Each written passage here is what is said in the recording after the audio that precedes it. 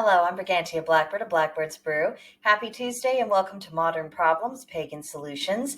We're going to talk about pagan family values. And when I say family values, what is the image that pops up into your head? If you're roundabouts my age, maybe you see mom, dad, a couple kids, a dog, and they're standing in front of their little house, complete with a picket fence. And I would imagine that the idea of a family, a happy, functioning marriage, well-adjusted kids, pets, roof to call your own, and knowing that you'll all stick together through thick and thin, that is the ideal and the goal for most people, regardless of their faith or their lack of faith. Human beings want a good home and solid relationships. We desire security and a reasonable degree of personal autonomy. This is what we work for. It's the whole point. But that hope is focused upon a result. But there is no consequence or effect without a preceding cause. And one of the fundamental pagan core principles is that the relationship of cause and effect, action and reaction, it must take place. Without that process, the universe itself could not exist. And this is why we frequently refer to what we observe from agricultural processes. We know we must plant seeds if we are going to have a harvest. And this reality reminds us of what is required in our own lives, both practically and spiritually. The question then becomes, what seeds must we plant in hopes of having a good family life? What are pagan family values? Some of the things I'll mention in this video will be relatively universal because human beings, we have common needs. There are certain behavioral patterns that have existed across times, places, cultures, ethnicities, religions, and these patterns have a track record of success or making successful family life more likely. Other things will be much more pagan specific, and I hope to make the case for that wisdom and why it's beneficial. But let's start with the universal and then go on from there. Stable marriages. From the largest to the smallest of civilizations, marriage is the foundation of everything. It is the basic unit for everything else, and while realistically we do acknowledge that not every marriage is viable or salvageable, but at the same time, it's also true that there is a net benefit to both individuals and societies as a whole for functional marriages to exist and thrive. And that, of course, starts with commitment, choosing to show up for each other, not looking for excuses to dissolve the relationship, but coming together and sorting things out. That requires teamwork and keeping problems in perspective. Not every hill is going to be the hill that you should die on, and it's important for marriage mates to act accordingly. And next, there's the roles within marriage. Now, while gender roles are by no means as black and white as they would have been a few short generations ago, it still holds true that people tend to gravitate into certain behaviors and duties more naturally than others. And this ties into what's a reasonable and practical division of labor, which will need to be adjusted as circumstances change and as events prove, essentially who's best at what task. And this isn't something to reject or to insist that people need to change, because no two individuals are fully interchangeable, and the idea that they should be has been toxic for marriages.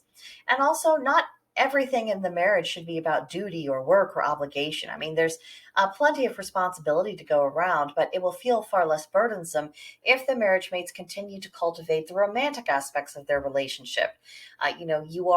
You and that relationship are more than the challenges you're facing at any given time. And the delights of the relationship need to more than equal the difficulties.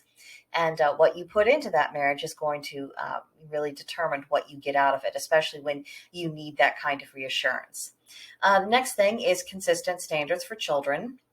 And now, it is not reasonable to imagine that parents will always be in agreement 100% of the time regarding how to raise the children. And children are notorious for figuring out where the differences exist and how to exploit them. And to a certain extent, this kind of tug of war is natural and inevitable. But when it comes to the important things, loving parents really do need to be on the same page. And it's detrimental for the children to have doubts about what's expected of them as family members and just as human beings. Now, the two most fundamental jobs of parents are first to teach children how to survive, and second, to teach children how to human. Everything else is a derivative of those two tasks. Children need to learn how to do things and how to gradually take on greater responsibility, so by the time they come of age, they are ready to function as adults. But they also need a basic understanding of human nature and how relationships, whether they're in the personal or professional realms, how those relationships function. If children have a skewed worldview, it will make it much more difficult for them to act as adults when that time comes. Children are chaos unto themselves. They are born wild and they are slowly civilized. Personal freedom and autonomy is something for them to grow into as they demonstrate that they can handle it. It's not a birthright that they have without question or contestation. Children have next to no experience. They have learned fewer lessons. They are very easily influenced. Therefore, giving them endless choices and freedom is not actually a gift. It just creates stress and greater chaos.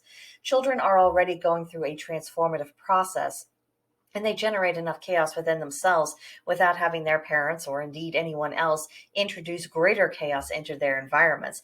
Consistency in rules and expectations are not a bad thing. Then cultivating the extended family. This is a tricky one, especially since families are generally smaller than they used to be, and they don't necessarily live nearby. And even more challenging, families aren't as prone to sharing similar values as they used to. Communication and shared history is what knits extended family together, and this may well take on an extra amount of work, but the reward for that is a stronger and a larger support system. And for once, in this regard, technology might work in our favor. There's a variety of platforms that allow for things like video calls, and that may be a handy way to not just stay informed, but also to stay involved with each other. But obviously, that can only accomplish so much. So if possible, if you can spend time together, beyond the holidays, that could be extremely helpful. It isn't feasible for everyone, but just try to do what can be done, build up the common ground that you can, and make those relationships meaningful. So that does it for the universal. Now for the pagan specific realm. Now, when we read about pagan history and lore, the importance of the family as a unit can scarcely be overstated. And your family, it could make the difference between whether you survived or whether you went extinct. Families oftentimes shared and handed down trades, cultural traditions, religious practices. Families were the means by which many marriages was contracted, and certainly they would pull together to raise the children and to care for the elderly. The family in the home was the center of everything, and for good reason. It was just as much a spiritual act as it was a practical. There wasn't this harsh division that seems to exist in our heads today. And just for a moment, let's just set aside the various family situations that we inherited in our own lives. How we were raised and any issues stemming from that. What matters is, what are we creating today? Are we as devoted and as committed to our households as our pagan ancestors were?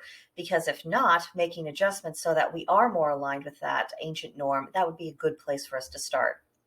Next, we might consider what traits are of value to the gods with whom we have the closest relationships. Are we learning to exhibit those traits in a manner that builds up our families? Are we pursuing excellence?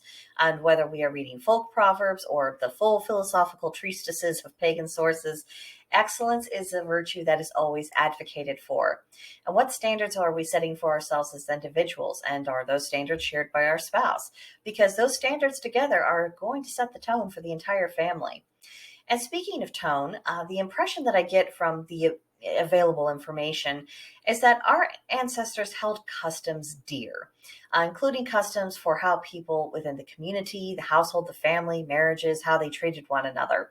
In modern times, many people appear to be engaged in this struggle to the death, and the only goal that they have is to win, whether it's an argument or sympathy from others or just to feel like they have maintained control.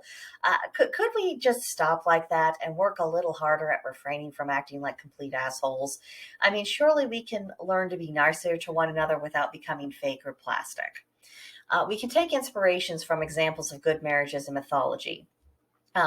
Thor and Sif, for one thing. Their primary concern appeared to be taking care of each other, their family, and performing their duties as deities. There's never been an indication I've come across that their union was anything other than satisfactory. Or we can look to Hades and Persephone. I, for one, do not believe that Hades kidnapped her. We can see in the lore that Hades honored his wife. We read nothing about affairs, which makes him quite an exception amongst the Greek gods. He made her his queen, and her will in the underworld was law as much as his.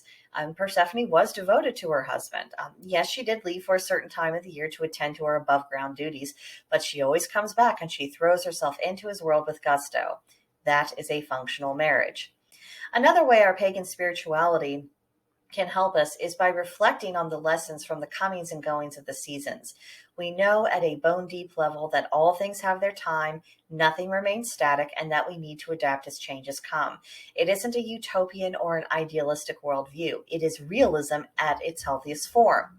If we apply that to the natural ups and downs to family life, we will become more resilient and more focused upon what the moment requires rather than some lofty, false image of what ought to be. I mean, so much time in life is wasted on our delusions of what ought to be as opposed to addressing ourselves to what actually is.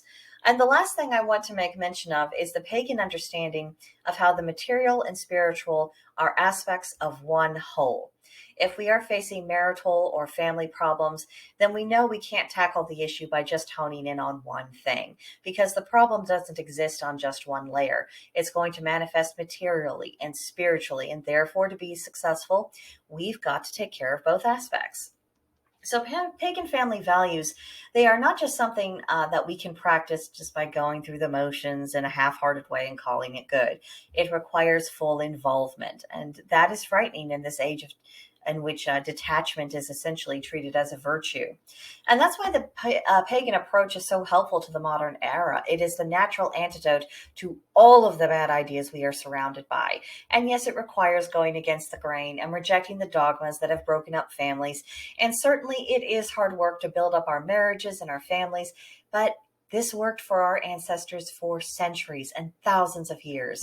So clearly something was working, and I think it's time we availed ourselves of their wisdom. So hopefully this video has inspired you to look a little bit more deeply into that. Leave your own impressions for me in the comments section below, or come pay me and the rest of the gang a visit on our gilded group. It's called Blackbird's Brew. The link to join us is in the description box, and we would be very happy to have you. But that'll do it for now, and I will see you next time. Bye.